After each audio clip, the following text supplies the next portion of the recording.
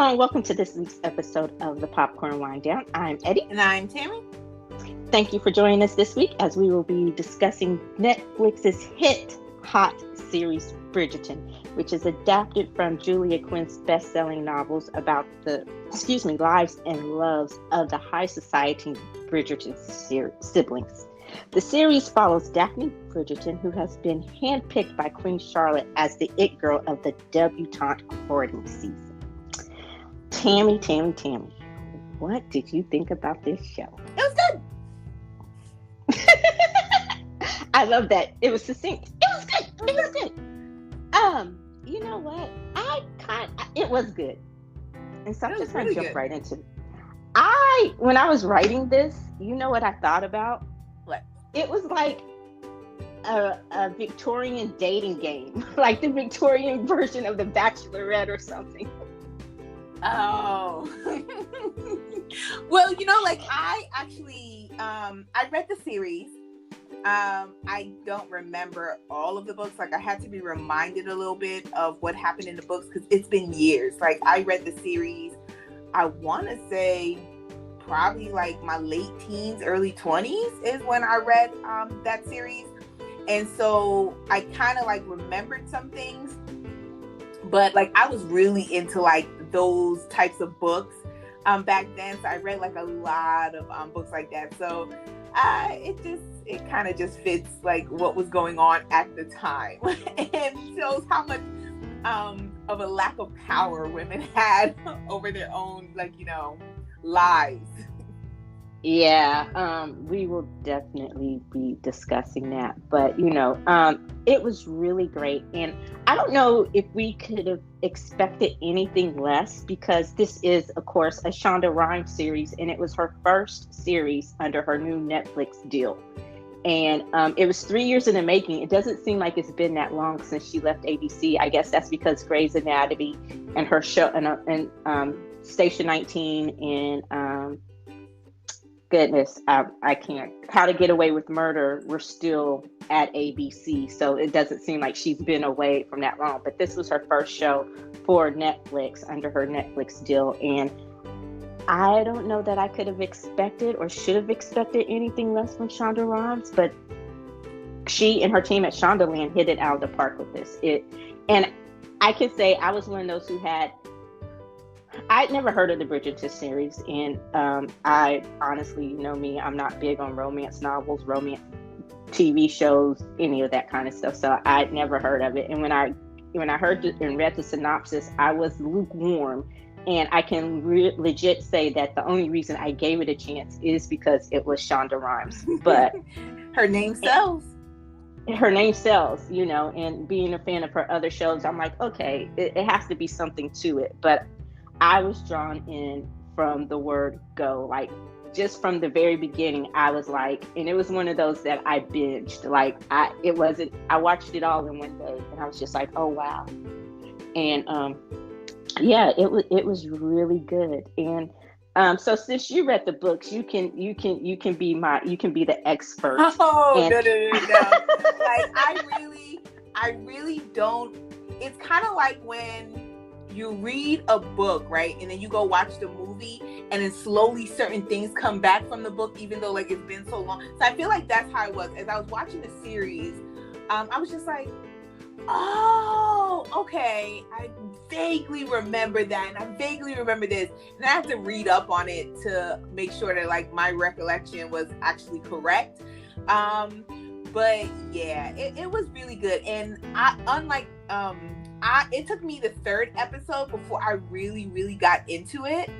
I did not know where it was going at first. I didn't know. I thought it was going to be very cliche, and that's one thing I don't like. Like, I love romance and all that, but I'm really iffy about cliches. I get bored easily when they have that. But I will say, once you get through the first 3 episodes, like, yeah, you're sitting there, you're watching the other 5 because there's only 8. Like, you're gonna watch the other 5, you're gonna binge because you want to know what happens. And everybody did that. Like, everybody on Facebook, like everybody on social media was just like, oh, I started this show, like, I'm done with the first episode, I don't really know if it's for me. And we were like, go to the third. get through the third one, and you're gonna be hooked. And we was right every single time. Yeah. I think what drew me in was just, I was amazed at the diversity of the cast, especially for back then. I wasn't expecting it. And Queen Charlotte, she made her black, and a lot of people don't realize that Queen Charlotte actually was black. She wasn't black. She had black ancestry in her, or she was half black or something. But anyway, then people gonna be like, "Wait, but she don't look like she looked white. She was a white woman, but she had black ancestry." Ancestry. Yeah. She was black, because if they would have known that back then, she was passing. She was fully passing. So. Passing. You know the drop rule. Don't play like you don't know the drop rule. But so it was just different. It was just different things, and I love how even a lot of times when they diversify a cast like that, they will ignore it and just act like that was the norm for that time period. But I love how they drew attention to the fact that it wasn't. They actually explained how they received titles.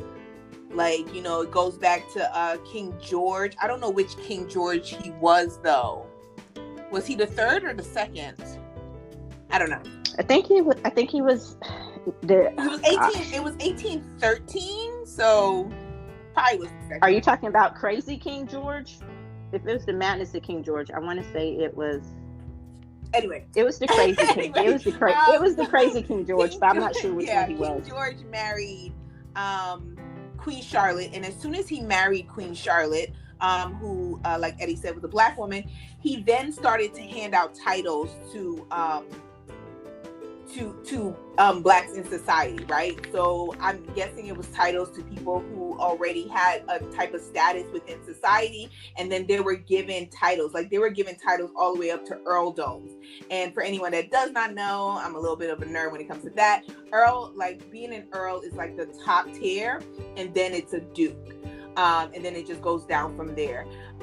So yeah, marrying a black woman, and then he started handing out titles. So their parents were first generation, and then like the Duke of Hastings, like Simon was second generation for the dukedom that he had. Yeah, and but and I love the speech that his Lady mentor, Dansbury. Lady Dansbury. I love the speech that she gave to him about that. Like, like I said, just drawing attention to the fact that, I guess what I'm saying is I love the fact that they didn't just gloss over it and act like it was normal, that she still said some of the things that we deal with today, like what they expect of us and how we should carry ourselves, and just, the responsibility that comes along with that. Definitely. So, I love that was one of the things that I loved, and I guess I was interested also to see, since I hadn't read the books, where it was going to go. And I'm glad, like you said, it wasn't cliche, and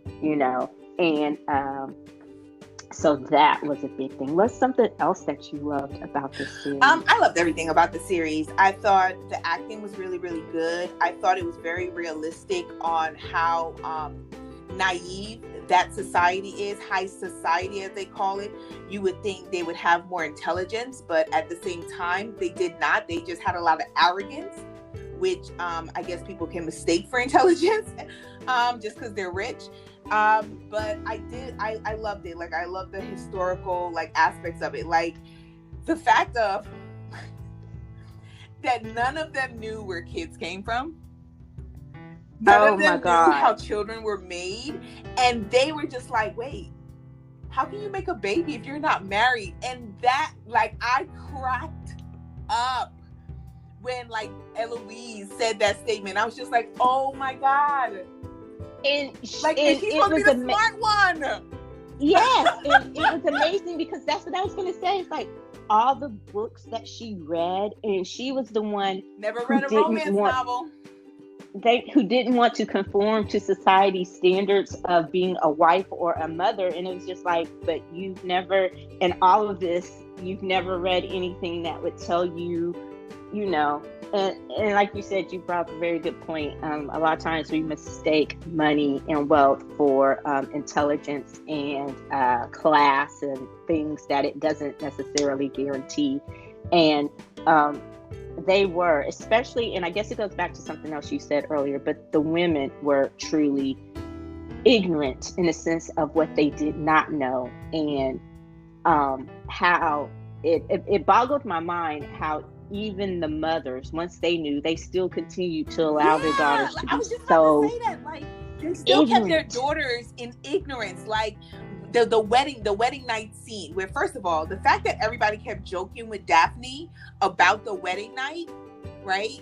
And like she already knew, and I was just like, y'all are like, that's so evil. Like, because they were like saying it like, oh, she already knows, wink wink. And I'm just like, but you have a society where you don't educate your highborn daughters on exactly how marriage works, how kids are made. And then the wedding night conversation that her mom has, and she compares it to dogs, never realizing that her daughter had never seen how dogs had sex. So she had no idea what her mother was saying. And I was just like, how could you have had, what is it, like 8 kids? And you knew how it was for you on your wedding night and never thought to have an honest conversation with your daughter when your family was supposed to be so open to society? And every time you and your husband did it, y'all did it doggy style? I mean, you know what I feel like it was her trying to not fully come out and give the details and trying to think of an animal that like Daphne would have seen. But I'm just like, how she said it, I was just like, I can understand when she was pissed off at her mom and she went off. I would have went off too. Like, you did not prepare me at all for what married life was. This is all your fault. On the fact of saying that you let me go into it blind. And then here's another thing that I think was so crazy. Her brothers didn't even like help her out. Like, your brothers didn't even like think to have those honest conversations with you either. So that means you were not close to any of them. Thank you. And the only one that probably that I understand, was it Colin? Is he the youngest? The one who was pretty naive himself? Yeah, Colin. Because Anthony was like, I should have taken you to a brothel or something. Yeah. You know? So it was like, okay. But let me just say, while we're on this subject, can we give a shout out, a high five, something, just recognize Simon's pullout game? Yo! So like, okay, wait. I have to tell a story of how, so I'm watching this with my friend, right? Because she calls me up and she's like, yo, you watch Bridgerton yet? And I was like, of course I did. We doing a show on it. And she's like, yo, you know the one thing that she talked about? She was like, yo. So why that dude pull out? Like, he was hurt. Like, she was like, how quickly he pulled out. It's like he jumped out of her and jumped to the other side of the bed just to let his seed go. Like, I know, like, you got the feeling that it was that good stuff, because you know she was a virgin. So just from a men's perspective, you know it had to be tight. Not to and be he too still had it on lock though. Thank you. You know he found a home up in that. And it was like, you know, he just wanted to relax and let go.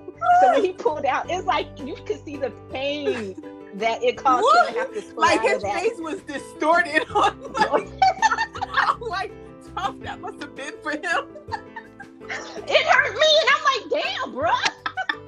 Like, you know how I felt, like, as I would have been like, it had me pissed off as a woman, like, dude, you gonna leave me hanging like that? But like, see, okay, so what I realized is, because I watched it like, I watched the series like 3-4 times, right? And I was just like, I feel like he made sure that she got off. He made sure that she got off, and then he automatically was like, okay, it's time to go. Woo! Yeah, like, Every that time. was so generous. That was so generous of him, but still, because it makes you understand when she finally asked him one time, "Does it hurt? Are you okay?" But just, you know, and like, but yeah, bruh had some strong pullout games, like real strong. Like, I feel like he did the Olympics on that.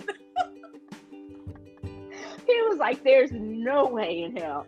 But oh my god, yeah. So shout out, cheers to Simon's pullout game. No. You know. But then on top, so like, and going with that, like on an extension of that, like, yes, he had Olympic level pullout game. But then to think that, like, he set her up, right? Which means that you set yourself up to what she ended up doing to you, which is very different from the book. If you watch the show, don't read the book. She ends up raping him in the book. Yeah. He gets drunk, and Well, since you brought that up, and that has been a very strong topic of conversation, is the difference between the book, what happens in the book, and happened in the movie. I mean, in the show. And as someone who had never read the book, even I thought what she did was questionable. You mean in the TV show? In the TV show. Oh, no, I didn't think it was questionable at all. I may be part of the minority, but I think he put himself in that position. He played on her ignorance, like she said he did. He played on her ignorance, and he used that against her. That he knew, no matter what he said, you knew that she wasn't educated and she didn't know how babies were made, how that all went down. You were her first. So that means her education was coming from you. You played her, and then when she learned that you played her, she played you. He deserved everything he got with that.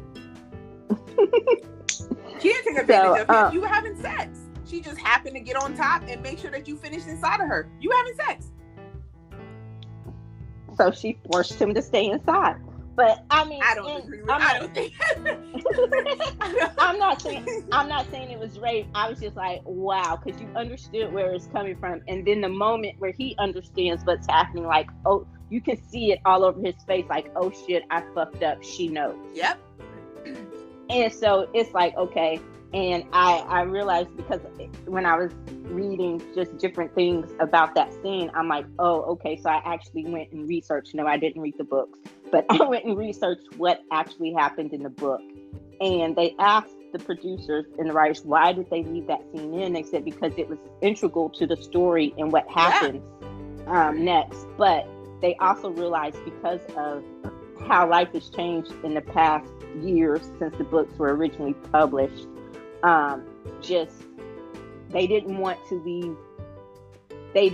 to have to go down and try to tell that story, because, you know, a lot of times people forget, as we were talking about the agency that women had over their own lives, that it was a completely different time. Like, in some states, marital rape still isn't considered to be a thing, you know. So they just didn't want to have that whole conversation or open up that can of worms, which I can understand, because that scene has started a lot of conversation anyway. Did she or did she not? I can see it both ways. Like, you know, I understand both sides. It's hilarious. So. Like I've had this conversation, and everyone was so surprised on, like, my viewpoint, but I was just like, no, like, they're like, so you don't think? No. I'm good. I'm so good with it, because what I'm thinking is, for her to, the storyline starting off, and the fact of that, even at that point, you loved her and still used her ignorance against her. And once she figured it out, like, I'm like, it was evil. It was absolutely evil what he did. She married you thinking you couldn't have kids, and instead of you not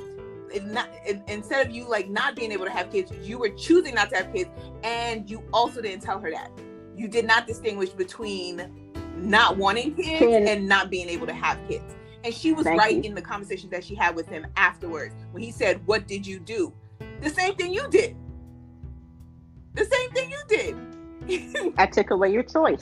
Because, like, at the same time, if we want to look even deeper on that, that's a little bit of mental abuse. He used her ignorance against her. So he got what he deserved. I'm sorry. That's a very unpopular opinion, but I feel like he got what he deserved on that. And then at the end, it did not, you know, fruit was not born from that action, which ends up breaking her heart, which ends up breaking his heart as well. When he hears her crying, when they're at the opera, and he hears her crying, and you can see how heartbroken he was, that she was so heartbroken as well. So, you know, it was really good though. Yeah. There's no denying, like, and the one thing that I did like is I loved how their relationship was so different from the other quote unquote stable relationships. Like, even though it was they have their issues. Obviously, every relationship, no matter how quote unquote perfect or good it is, they all have issues. You know, we all have that something. But I loved how their relationship was truly rooted in friendship. Just how it started, how they became like the best of friends, and I think that's also kind of what broke her heart. Is like we were friends, and I thought we told each other everything. Like they had always been honest with each other, except for that one thing. And I think that also would have caused a lot of. I know the general statement of that time was love was for the poor. So if you were poor, you married for love.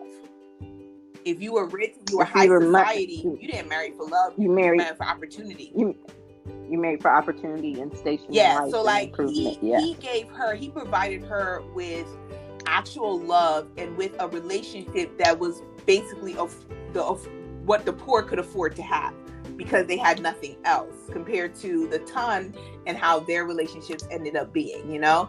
And that's what really hurt her, because her mom was so naive in a way as well towards society. On a lot of times she didn't speak up the way that she should, which lets you know her mom wasn't a strong-minded woman anyway.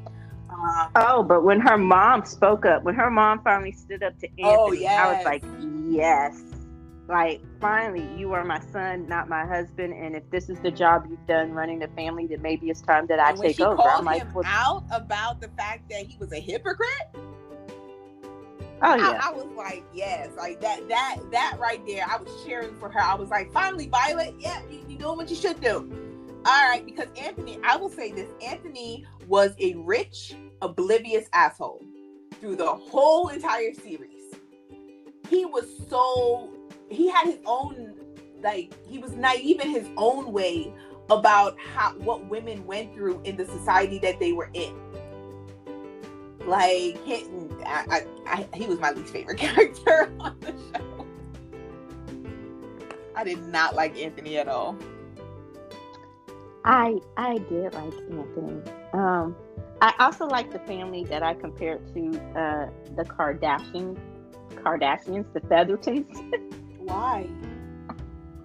I liked Penelope. Why? Why what? Go ahead.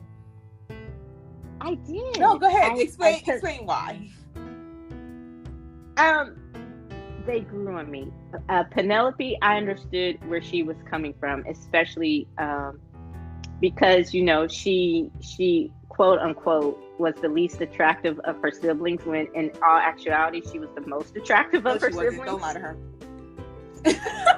Don't lie to her. I think she was. I don't think either of her two siblings. Her siblings were not cute. She wasn't cute either. They were on the same level. She was. Cute. No, she wasn't. She wasn't. She was better than him. Oh, okay. Yeah. Well, we're gonna have to agree to disagree. Have to agree to disagree. I did not think. I thought the ugly duckling thing. I'm like, so they're gonna turn her into a swan when the third series comes up. When the third season comes up. Like, I don't know, because I haven't read the books, but I will just say that she was my favorite of the Featheringtons, because I thought she was she seemed the most human. Like, her sisters, they were oblivious idiots, and I guess they were women of their time. They were truly who they were supposed to be, I guess, you know, oblivious to the most important thing was finding a husband, and that's all they wanted. But that was her mom. Penelope was just I'm sorry, go ahead. Penelope was just in love with Colin. Yeah, so she was the same as her sister. She just had an object of her affection already established, which made her different than her sisters. Her sisters had to go and find that person. She'd already had that person set up, but she wanted the exact same things that her sisters wanted. She just wanted it with Colin. She had that unrequited love thing going on. That's why I was agreeing with Miss Thompson when she told her. When she gave her some honest conversation, I was just like, she needed to hear that. Now, granted, she ends up going and betraying Miss Thompson, but she needed to hear that honest conversation. Colin didn't see you as anything more than another sister. Just because you love him doesn't mean he loved you. Yeah. and I get that, but I did like the character of Penelope, so we'll agree to disagree on that. I loved her. I loved Miss Thompson. Speaking of her, so spoiler, is she going to be a bigger part of the series? Is she going to come back? No. So in the book, she's actually the cousin of the Bridgertons. She's going to be a part. If they keep it kind of the concept the same, she's going to come back when Eloise's story comes up. Okay. So I also like that their mother, Portia Featherington, the matriarch of the Featherington group, she was a stone cold bitch. Like, oh, so, okay, we don't disagree on everything. I mean, don't get me wrong. I understood where she was coming from. I didn't think she was a bitch. I think homegirl was a hustler, but no, I think she was of the times. If they were to look into the homes of those other women that were at those parties, they were the exact same way. Like Miss Cowper and her mom, and the other, they never named the other woman that they hang with on a regular basis. Like, all of them were just the same. That is just how you have to be vicious in order to make sure that your daughters were married after first season. Because if they had to go to a second and third season, your status went down. So, I get it. Don't get me wrong. When I say that, hats off, because Miss Featherington, Lady Portia, she wasn't about them games. She wasn't. She was about the hustle. She was going to do she was going to do what had to be done, especially considering what she was dealing with at home. I think she came across as more realistic, even though she was a lady of the times, right? Excuse me. She came across as more realistic than the Bridgerton matriarch. Oh, she did. You could tell that the Bridgerton matriarch had been pampered and spoiled her whole life, and was used to having the man take care of everything, from her father to her husband her to son. Her son. She was okay with letting it pass down to the men in her family. You remember the statement that Penelope says to Eloise when she's really, really upset over Miss Thompson and Colin, and Penelope said, like, I love, this was my favorite line from her. Not everybody can be a Bridgerton, because another thing is Eloise not realizing that your life was not everybody else's life. Just because you read a lot doesn't mean you actually know anything of the world. And that definitely played a role, because she's like, I want the same things as everybody else. I'm not like you. Like, I can't afford to go to school and just be a spinster. Like, that's just not something that I can afford to do, because I'm not a Bridgerton. And I think that goes all the way back to their mom. And I don't have all these other siblings to take the heat and the pressure off. I don't have Daphne Bridgerton. I don't have belle of the Bridgerton ball, name. belle of the court and everything like that. Who married into a dukedom of her own. So, and even when she married Simon, that improved the Bridgerton status completely. Like, so, so it was like, okay. But yeah, and like her husband was a degenerate asshole. He was a gambler. He was a degenerate asshole. He was a gambler. And I understand. Granted, I understand gambling is an addiction, which makes it a disease. I understand all that, but me in my modern mindset is like, homegirl, why you let him leave the house with that money? Because she ain't had nothing. Like, why did you? She couldn't say nothing to him. It's like, I know. It's like, why did you not even just try to stock a little away for yourself? So, do we find out who bought the Bridgerton? We do. Who bought their debt? We do. Okay. I'm gonna go ahead and say I'm gonna put my money on. I don't know if they're gonna stay true to the books, but I'm gonna put it on Marina's husband or her brother-in-law. But I don't know who it was. But I'm interested to find out. So that was one thing. I'm not gonna spoil it for the people who did not watch, but I was totally blown away by the Lady Whistledown result. You ain't gonna spoil it. I was surprised. What? Okay. I was surprised, but I wasn't surprised. Let me put it that way. Like when it happened, I was like, "Oh, it all started to make sense." So I didn't remember who it was in the books.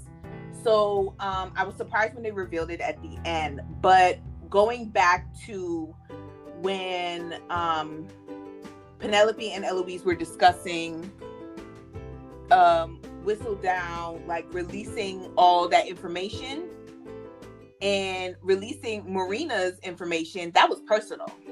And as soon as they said that, I knew who it was. I was just like, oh, okay, that makes sense. Yeah, that's the only person who would have done that to her. Yeah, who made it so personal. So it comes back. So do they, okay, I was going to say, do they ever find out who Lady Whistledown is? Yeah, but they do not find out until her book. Because, you know, she ends up with Colin. Oh, okay. So I'm not surprised. Yeah. I was going to say, but Eloise doesn't know the whole time either?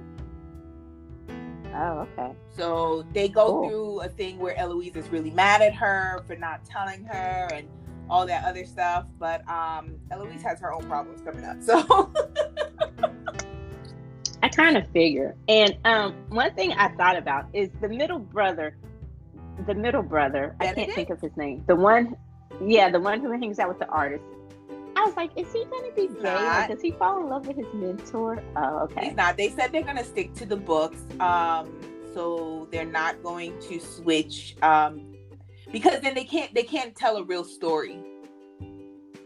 They won't be able to tell a real story if they were to make him gay. Everybody was just like, yo, is he going to end up gay? And I'm like, no. Because they won't be able to tell the real story. They can't tell that love story if they turn it like that's not, it's no connection whatsoever to that time. Like, he would have been crucified no matter who his sister was. Yeah, and I kind of get that. It's just there were a couple scenes where you're thinking, okay, especially when he went to the art mentor's house. That's what I'm just gonna call the dude because I don't remember his name. But when they were talking and he walked in on him, he's like, "You're not gonna say anything?" He's like, "No, what is there to say?" And then the mentor dude just went and explained. He's like, "You don't know." I guess he went off on him for something. Was it cheating on his wife or something weird? I forgot what it was, but when he was like, "You have no idea what it's like to be in the room with the person." Like, so what about the dude when he ends up marrying? Like, y'all are gonna keep his wife in the dark about this because his wife knew. Oh yeah. But they're gonna keep his wife in the dark, and that's when he went off on him and said, "You know, you have no idea what we have to go through in order to be together," kind of thing. Yeah, and so I was like, okay, and I was like, so. I was like, yeah, and I love when they tell stories like that or when they include things like that because we think that the things that we're going through now are just things that happen within the last. People don't want to hear that. Yeah, like in the last 50 years, and I'm like, what do you think? Gay people just showed up in the 80s? When AIDS came on the scene or something like that, I'm like, dude, go back to the beginning of time. Like, go back to the people that we learned about in history, in world history. Alexander the Great. Come on. Go back to the Bible. Like, read the Bible. Have you read that? Like, so it was just like, but I understand that. And I thought, okay. But then when I saw that he was involved with the French boutique lady, then I was like, oh, they make a cute couple too. So that was really cool. But I really enjoyed this scene. I did too. I do have one interesting thing, right? So I was telling everybody this. I said during the duel between Anthony and Simon, right? Tell me why the whole time I'm watching this duel, I'm hearing Hamilton's 10 Duel Commandments. So like the whole time, every single time I watched that scene, the song automatically came into my head. I'm like, it's the 10 Duel Commandments. Like you're counting the steps, yes! And especially who was it? Was it Colin or Benedict who said he's just gonna do the gentlemanly thing and shoot it in the air? And I'm like, and the thing that went through my mind, and I'm like, that never worked out in Hamilton. That was I'm watching. I'm like, have y'all not seen Hamilton? Oh my god! That was like, I found that to be hilarious. On like such a connection to the fact that like last summer, that's all we watched over and over again. And by this time, Hamilton, his story had made it because he had died. His son had died. So I'm like, do y'all not realize how those the dueling rules don't work? Like, but it was really good. I enjoyed it. I did too. I can't wait for the other ones, especially seeing as how I've kind of been reminded of what the other stories are. I will say this: I realized that I had to force myself to read the last couple of books. They do get a little boring towards the end when you get to the younger siblings, compared to it's the first four, because now they're going in line. So it's Daphne, but then it's Anthony, Benedict, Colin, and then Eloise. So then it goes down the line from there. But yeah, so I really enjoyed it. I thought it was really, really, really good. It's a phenomenon. Like, everybody is talking about Bridgerton. Everybody is talking about the Bridgerton. So everyone's excited. Even people I didn't think would actually like it was calling me up and being like, yo, you watch Bridgerton? So what do you think about this scene here? And I was just like, I never thought you would have watched it. So yeah, so it's definitely a phenomenon. Yeah. And they're talking about like how steamy it is, and you know, Red John Page is now how to touch herself. Yes, he does. Second, he gives head. Yes, he does. Like, all of that. They have sex outside. Yes, they did. And then, of course, his pull-out game. We've already gave major shots to that pull-out game. So he is an all-around man. But going back to the pull-out game, you understand how he never ended up with any little Simons before. Mm-hmm. Because where it looked like it pained him to pull out of her, I'm sure he just did it like a champ with everybody else, because he actually loved her. Everybody else would have been like, yeah, okay, girl, I'm done. Yeah. Like, it would have just been, you know, it wouldn't have even been a question. So I was like, okay, you know, but yeah, I enjoyed it, and it was steamier than I thought it would be. But, you know, again, I love that. I feel like streaming services now are like the big kid networks, where you can, like, even with a series, you can do and say the shit you wouldn't normally do and say on a regular series. So it's like, compared to, I'm like, yay for Shonda, because I couldn't imagine how sanitized this would have been on ABC or a network show, like, or something like that. Go through, because those scenes are in the book. Like, she goes through like Julia Quinn goes through details, because that's what those books are ultimately, right? They go through details, so they were able to really show that. The writer, I forgot what his name is, the writer was really able to show that more than if it was on like prime time or even cable network. I feel they wouldn't have been able to be as explicit as they ended up becoming.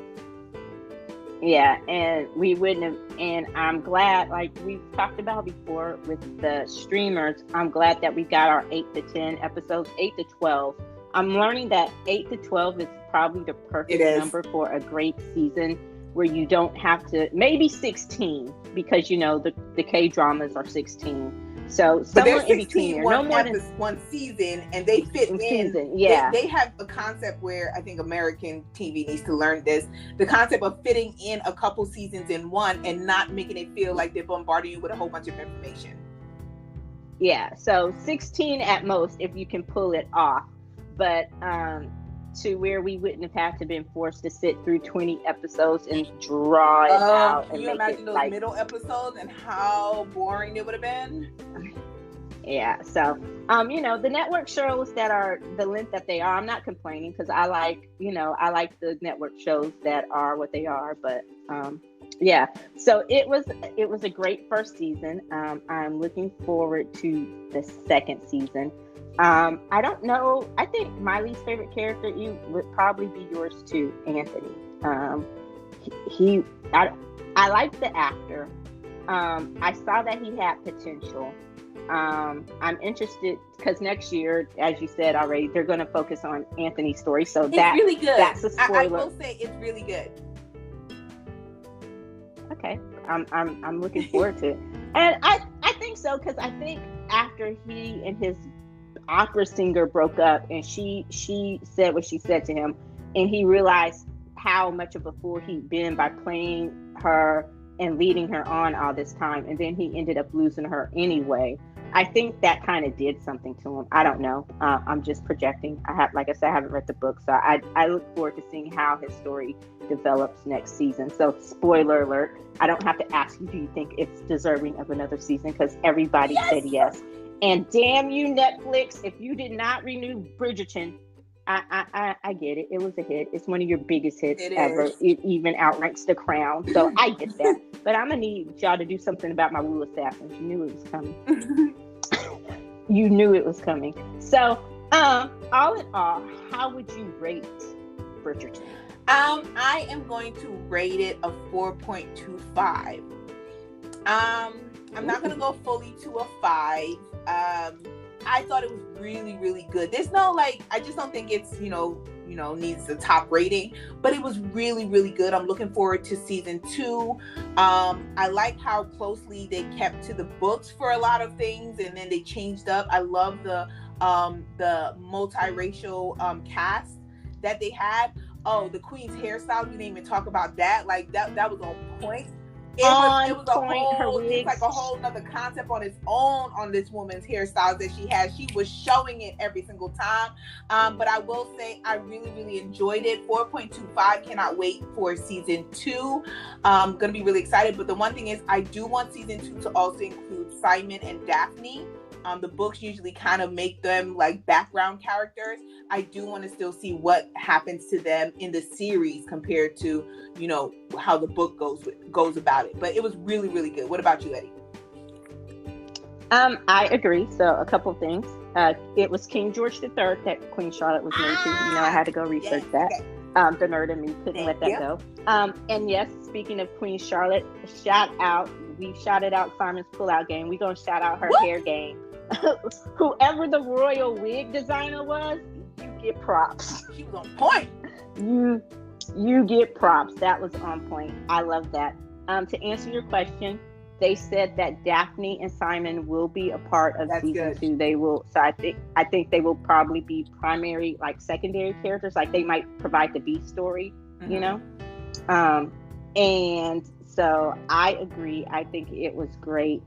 I am going to give it a 4.25. We agree. I think this is the second week in a row that we agreed. I did love it. I did. Shonda has not let me down yet, and it is great. And I am looking forward to more stories, not only from her under the Netflix banner, but more Bridgerton stories. Yes. So, if you have not watched it, do yourself a favor and watch it ASAP. And that does it for this week's episode of the Popcorn Wind Down. Be sure to join us next week when we talk about Sylvie's love. But until then, I'm Eddie. I'm Tammy. Bye.